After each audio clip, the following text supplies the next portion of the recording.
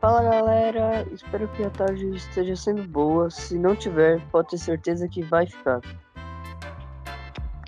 Me chamo Luiz, tenho 14 anos, sou estudante do ensino fundamental, moro no bairro Vista Linda, faço parte do projeto Rádio Reserva Turma 2021. Este e os demais programas são elaborados dentro do Programa de Educação para Sustentabilidade do SESC São Paulo e produzido pelo SESC Bertioga e a Viração Educomunicação. Fazem parte dessa turma jovens entre 14 e 21 anos, moradores e moradoras de Bertioga, diversos bairros do município. Esse é o quinto de uma série de 6 programas que faremos ao longo de 2021. Os temas são inspirados pela Reserva Natural SESC Bertioga e questões relacionadas ao meio ambiente e aos territórios palpados coletivamente com os jovens. A rádio é um dos meios de comunicação mais antigos que existe e os jovens também têm muito o que expressar e transmitir ao público por esse meio. Com esses programas, esperamos mobilizar a juventude em torno de temas como comunicação, conservação da natureza, conceitos de áreas protegidas no Brasil e percepções sobre a cidade de Bertioga. No programa de hoje, vamos falar sobre o que gera qualidade de vida numa cidade como Bertioga, em especial sobre transportes públicos e mobilidade urbana. Começa agora Frequência Jovem. O que nos reserva na Rádio Reserva? Boa tarde, pessoal. Aqui quem fala é a Luana, da Rádio Reserva. Hoje a gente vai falar um pouco sobre mobilidade urbana, essa condição que permite o deslocamento das pessoas numa cidade por meio de transportes coletivos e individuais. A mobilidade urbana passou a ser encarada como um direito no Brasil a partir de 1970, com o crescimento dos grandes centros urbanos. Porém, o projeto de mobilidade ficou muito rodoviarista, pautado no automóvel individual e colocou em um plano secundário o desenvolvimento de uma política de transporte público com infraestrutura boa. Isso é um problema, né, visto que o acesso aos locais de trabalho, uma necessidade fundamental dos trabalhadores, assim como o acesso à cultura e ao lazer, vem sendo dificultados pela precariedade de serviços. Existem soluções para essas questões, como, por exemplo, o aumento do número de BRTs. Aqui em Bertioga não existem BRTs, e sim ônibus com poucas linhas e horários disponíveis. Além da precariedade que a gente tem aqui, a má iluminação dos pontos de ônibus. Um fato interessante, um fato positivo para saber sobre o serviço de ônibus é a questão do aplicativo que tem, que é o Citamob, e pouca gente conhece. E ele mostra os percursos em tempo real, então dá para acompanhar, né, os trajetos de ônibus a partir dele. Então, pessoal, eu queria perguntar para vocês aqui, participantes da Rádio Reserva, o que acham sobre essa questão da mobilidade urbana e dos ônibus aqui em Bertioga. Eu costumo pegar ônibus, não é todo dia que eu pego, mas eu costumo pegar ônibus aqui na cidade. É um pouco difícil porque o ônibus demora, mas essa parte do aplicativo eu acho um ponto muito positivo. Eu gosto muito de sempre, antes de sair de casa, olhar onde está o ônibus, porque daí eu não preciso sair muito mais cedo, eu não fico muito tempo esperando lá no ponto o ônibus passar. Realmente, acho que isso do aplicativo é muito bom, porque às vezes a gente fica muito tempo esperando o ônibus, né?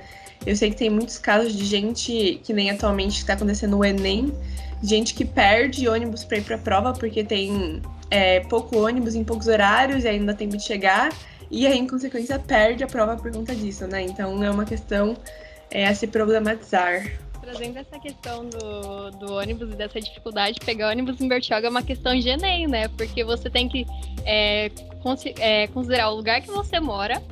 E o aplicativo ele ajuda bastante, aí você tem que considerar o percurso, né? Porque você tem que, dependendo do lugar, pegar 2 ônibus.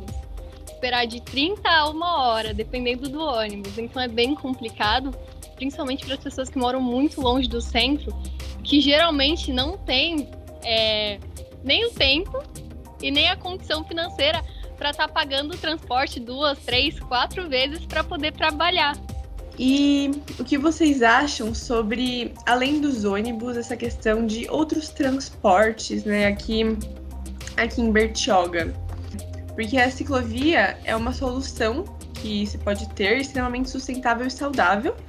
Ela pode levar evitar, na verdade, uma taxa de emissão de quase 2 milhões de toneladas de gás carbônico por meio de automóveis particulares e mais de 17 milhões para ônibus de frota de diesel ao ano.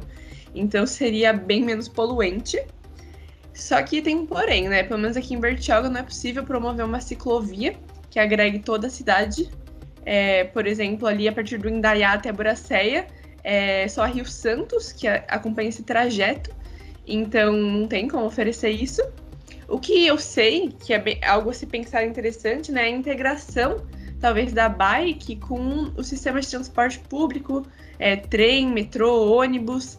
É uma alternativa para reduzir tanto o uso do automóvel quanto oferecer um transporte intermodal, que é uma coisa que a gente ainda não tem aqui, mas que outras cidades têm, né? Como, por exemplo, as pessoas fazem uma parte do trajeto de bike, depois pegam o ônibus e tem um espaço para bike, para guardar bike, e também o oferecimento de bicicletários gratuitos mesmo, né? Acho que seria uma possibilidade de se ter em Bertioga. O que vocês acham?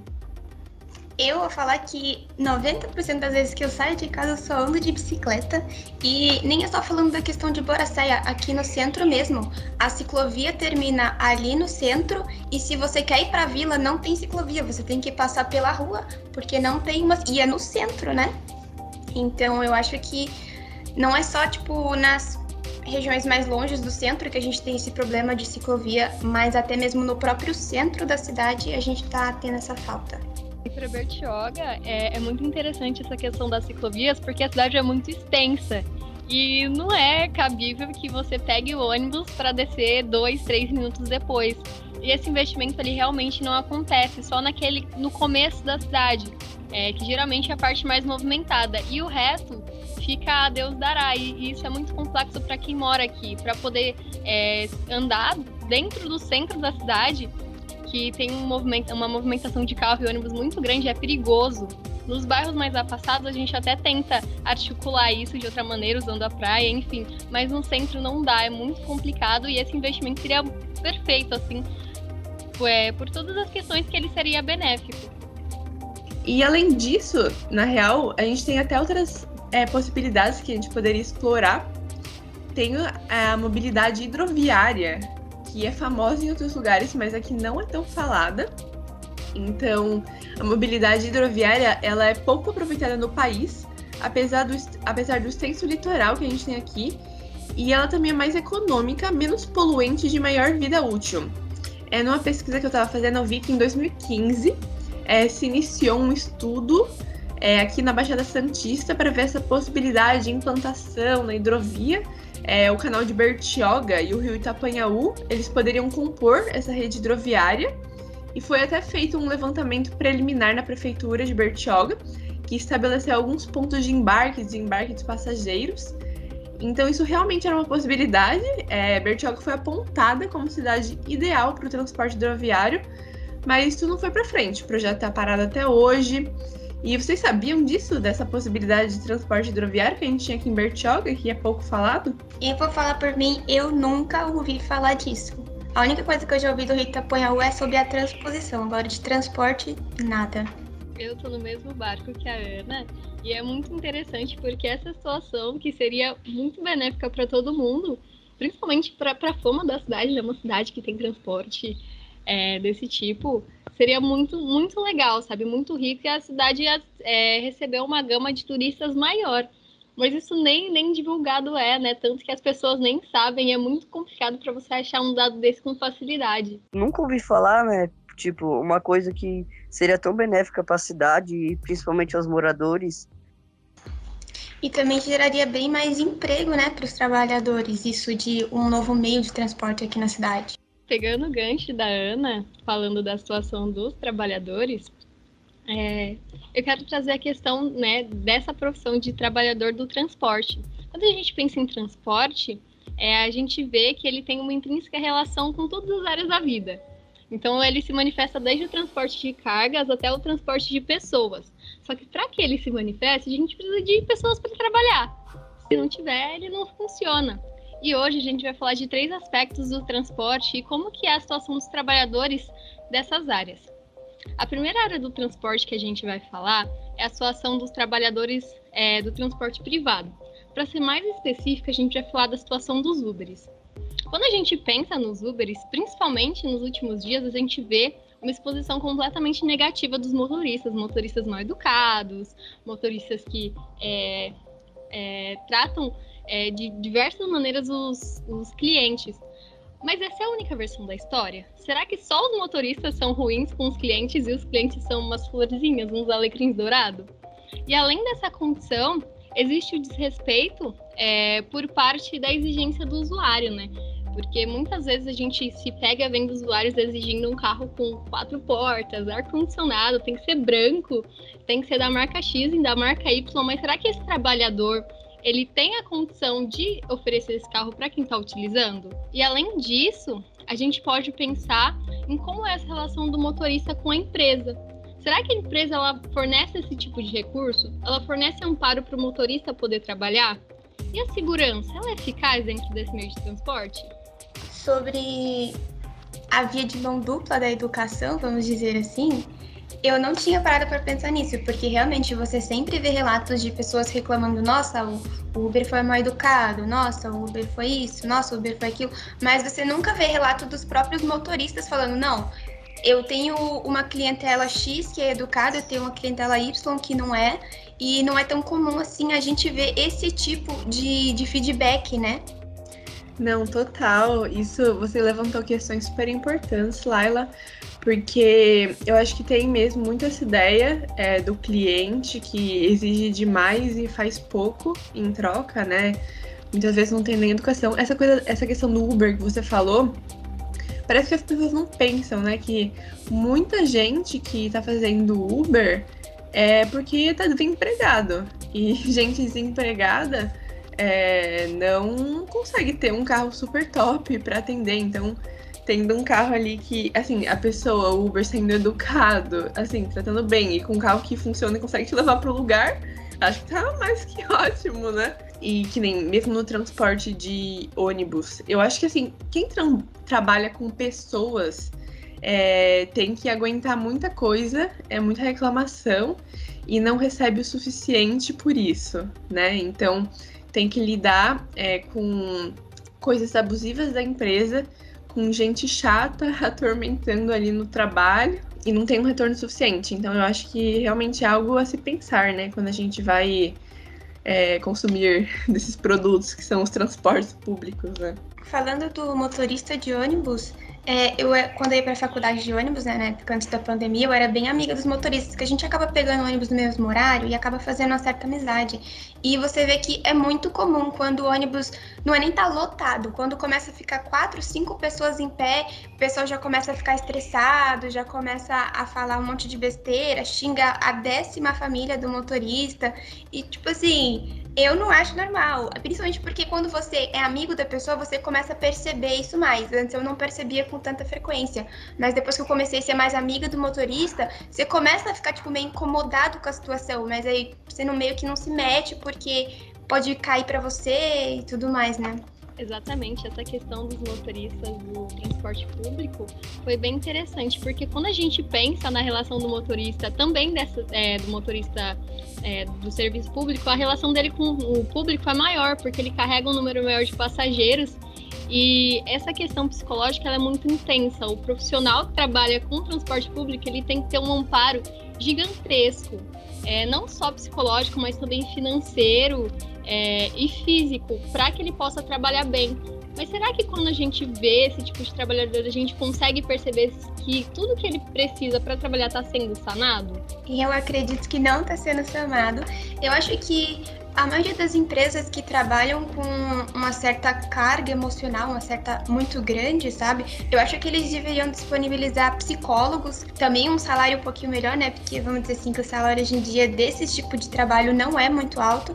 Então imagina, você fica o dia inteiro trabalhando, né? Porque a carga horária é bem grande, o dia inteiro ouvindo besteira de pessoas que você nem conhece, que não estão nem aí, só falam mesmo, e realmente acaba incomodando. E você não tem um apoio psicológico, vamos dizer assim, da empresa, sabe? Pra te ajudar nesse tipo de coisa. Eu ia falar dessa questão agora da dupla função mesmo, do motorista, que é cobrador também, Porque, tipo, quem tá dirigindo tem que ter um foco muito grande no que tá fazendo ali.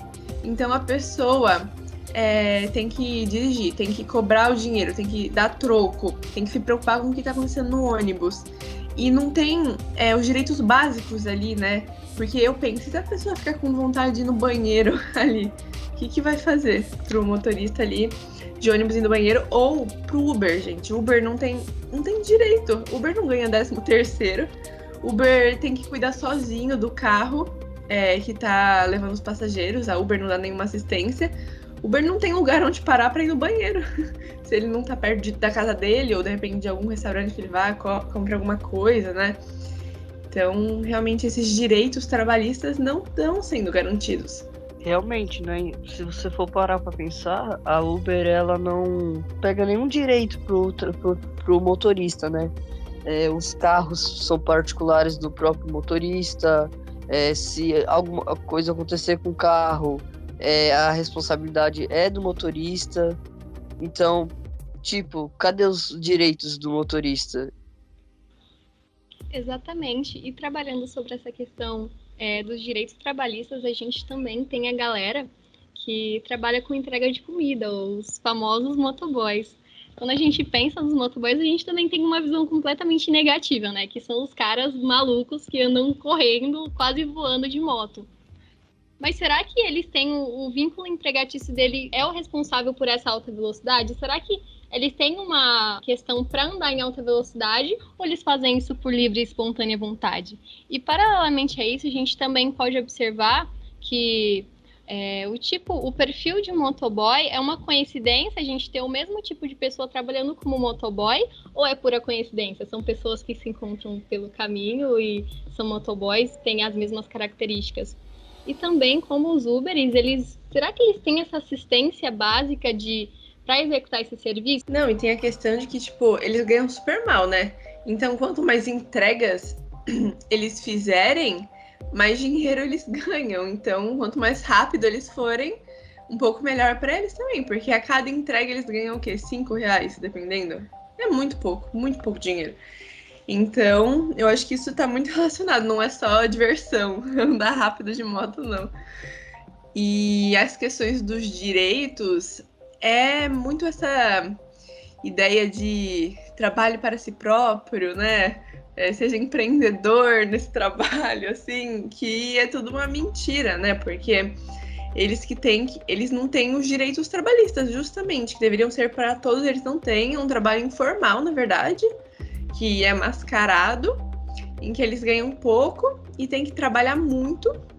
E essa questão do perfil, por quê que é o mesmo perfil, né? Porque pessoas que sabem do valor do próprio trabalho e que têm condições de trabalhar num lugar melhor não vão submeter a um subemprego desses, né? Então, trabalhar como motoboy é só para quem realmente precisa de dinheiro e tem essa possibilidade, tem uma moto e que consegue trabalhar, porque moto é muito mais barato que carro também, né? Tem essa questão. E eu também não acho que seja tão seguro assim, né? Porque se você corre mais, você tem mais risco, né, a vida. Principalmente porque moto não é igual carro que tem uma certa proteção no veículo. Então é meio risco de vida, correr demais. Exatamente. E geralmente, quando acontecem acidentes, às vezes por essa alta velocidade, às vezes por algum tipo de imprudência, porque muitos motoboys nem tem carteira, nem tem a CNH, e isso é uma questão muito importante, né? Então, às vezes eles não têm a CNH, às vezes eles não têm a moto apta para usar, e eles sofrem um acidente. Primeiro, o empregador ele não se responsabiliza, e segundo, a quem ele vai recorrer? Se nenhuma das outras questões dele está dentro das normas. Então é muito complicado a situação dele para recorrer e para pedir ajuda para alguém, porque ele vai ficar sempre desamparado em qualquer acidente, em qualquer questão da moto, enfim. Eu acho que já é um problema do local que contratou, porque se você está contratando um motoboy, eu acho que o mínimo é você olhar a carteira de habilitação da pessoa. É justamente essa questão que é interessante. Por que eles não reparam em que tipo de pessoas eles estão contratando? É descartável. Ele não precisa estar ali o tempo inteiro. Então, se ele tem carteira ou não, eu só me importo se ele entrega a comida para o meu cliente está satisfeito. Se se ele se machucar, eu arrumo outro, tem um monte de gente que quer trabalhar. Isso é muito preocupante, porque as pessoas acabam sendo, depois de muita luta, acabam perdendo os direitos humanos, os direitos básicos, por conta de uma simples ganância de algum empregador. E como que a gente resolve essa questão? Fica aí essa reflexão, né, a se pensar. A gente tem que bolar um jeito de assegurar esses direitos trabalhistas, né, para motoboy ser visto como uma profissão respeitada também, né? E falando em segurança de trabalho, eu queria puxar o gancho sobre a segurança no transporte, porque eu queria falar um pouquinho sobre o assédio no transporte, né? E antes de falar sobre o assédio no transporte, eu queria falar os tipos de assédios que tem, que a gente tem o assédio moral, que ocorre com a exposição de uma pessoa em uma situação constrangedora, de humilhação e perseguição de alguma forma contínua e prolongada, tendo a participação de uma hierarquia autoritária e despreparada para um trabalho em equipe. A gente tem o assédio sexual, que refere ao constrangimento a alguém com a finalidade de obter favorecimento ou vantagem sexual, havendo também superioridade hierárquica ou a dependência econômica de quem pratica, né? Essa prática intencional é considerada como crime e os atos eles podem ocorrer de forma verbal, não verbal e física. E também temos o assédio virtual, e esse tipo de assédio ocorre nos ambientes virtuais. Define-se como conjunto de atos violentos, intencionais e repetitivos para causar dano à vítima por meio de discriminação, humilhação pública, ameaça física e psicológica. Também pode ser chamado de cyberbullying. Já parou pra pensar no tanto de assédio que a gente tem, que às vezes coisas que a gente só leva, sabe, acha normal, mas não é normal. E não para por aí, o assédio ele cresceu bastante nos últimos anos. Segundo o site de notícias R7, entre os anos de 2020 e 2021, a percepção do aumento do número de casos de assédio sexual e violência contra a mulher aumentou entre os paulistanos de 74% no ano passado para 83% esse ano. E quando perguntamos a respeito do local onde esse assédio ocorre ou tem o maior risco, 54% das paulistanas disseram que ser o transporte público com mais risco. Eu fiz um pequeno levantamento de dados, né? Eu conversei com algumas mulheres enquanto eu andava de ônibus sobre umas questões específicas. E todas as mulheres com quem eu conversei disseram que preferem sentar ao lado de uma mulher em vez de um homem no ônibus. Algumas moças relataram que às vezes quando o ônibus está lotado, elas têm a sensação de que os toques acidentais não são tão acidentais assim. Em questão de lotação, eu tive 3 respostas. Ou não utilizo de jeito nenhum, ou eu só pego com outra mulher no carro, ou eu só pego acompanhada de algum conhecido. As mais jovens, que tinham em média 25 anos, utilizavam aplicativos de transporte alternativo e disseram que não se sentem confortáveis se o motorista for homem, mas acaba pegando por necessidade. As mais velhas disseram que não utilizam aplicativo de transporte. Das 8 moças com quem conversei, apenas uma nunca sofreu nenhum tipo de assédio. Infelizmente, esse tipo de agressão é tão comum, principalmente em mulheres, o que me deixa bem triste pensar nisso, porque é algo tão corriqueiro e as pessoas deveriam estar evoluindo, respeitando uns aos outros, respeitando seus direitos, e ao invés disso, parecem que as pessoas estão retrocedendo nos seus conceitos. Que nem Ana, você falou esse relato nessa entrevista e eu fiquei até surpresa que uma mulher falou que nunca sofreu nenhum tipo de assédio, né? Porque se bobear, na verdade ela sofreu, porque assédio é bem generalizado, né? Na rua, uma mulher sai da rua, provavelmente ela já tá sofrendo assédio. Então, é uma questão complicada, tem essa questão de saber identificar o assédio também, né? E saber entender que aquilo tá acontecendo com você. Isso tudo que você falou também me lembrou de uma série de TV, né, que é famosa, que é Sex Education, que tem justamente um episódio em que uma menina ela sofre um episódio de assédio no transporte público, no ônibus, e ela não sabe como reagir àquilo, e aí ela fica traumatizada, né, e não quer mais pegar transporte público. E eu acho que isso espelha muito a realidade, né? Ainda mais pelas informações que você trouxe, que muitas mulheres não têm essa opção de não pegar mais o transporte público, né? Tem muitos percursos que não dá pra... não vou mais pegar e vou andando. São, ainda mais, por exemplo, em São Paulo, aqui em Bertioga mesmo, que é uma cidade considerada pequena, mas que é muito longa Não tem como fazer os percursos todos, como a gente já falou aqui, andando de bike, não tem ciclovia suficiente, não tem transporte hidroviário, não tem um monte de coisa, né? Então, essa questão da segurança da mulher no transporte público é uma pauta bem importante para a gente conversar mesmo. E eu acho muito interessante que quando a gente pensa em assédio, felizmente a gente está conseguindo trazer essas exposições do que de como identificar, que é muito importante e era algo que só era entendido quando era o máximo do máximo do máximo, e agora a gente consegue perceber essas nuances. Só que a gente também tem o outro lado da moeda, né? Por que a gente tem que lidar com esse tipo de situação?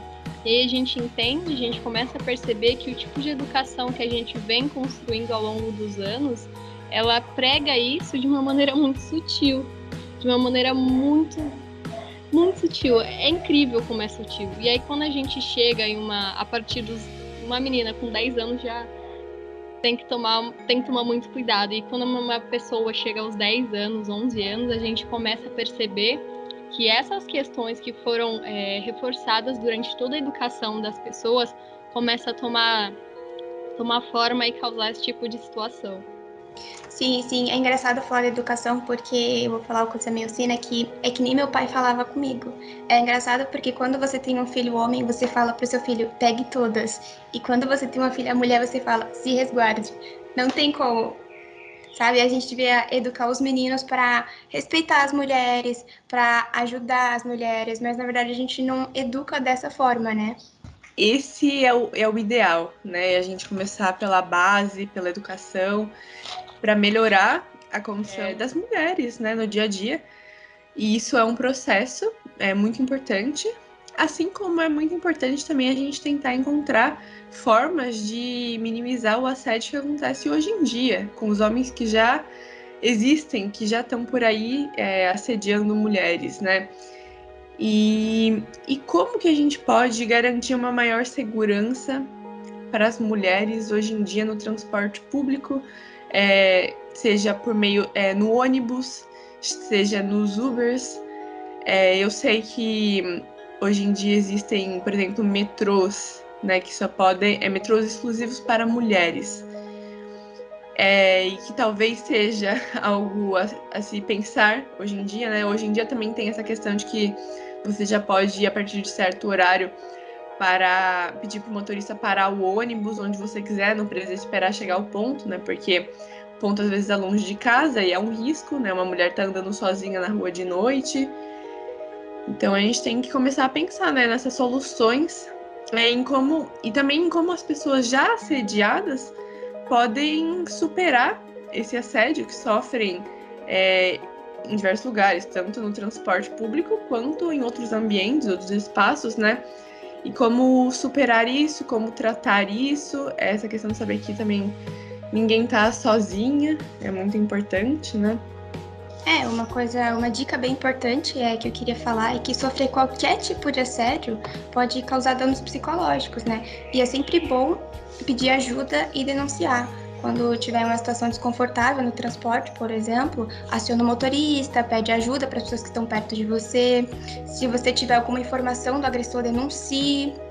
As denúncias, elas podem ser feitas de 3 formas: pessoalmente, por ligação e até mesmo por e-mail, né? Aqui em Bertioga a gente tem os 3 jeitos: por telefone, que seria o 3319-8123, por e-mail também, que é ouvidoria@bertioga.saopaulo.gov.br.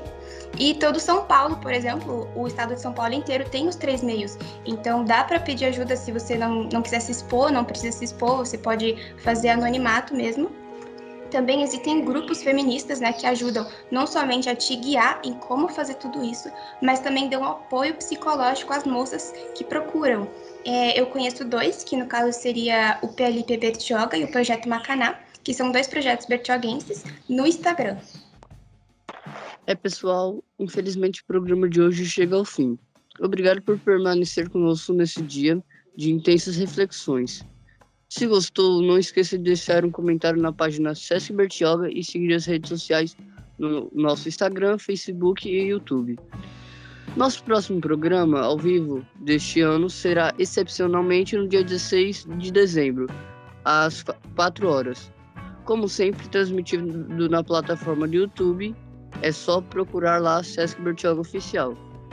Convidamos também a todos os ouvintes para acessar os programas anteriores gravados e disponibilizados na rede do Sesc, que, olha, estão muito bons.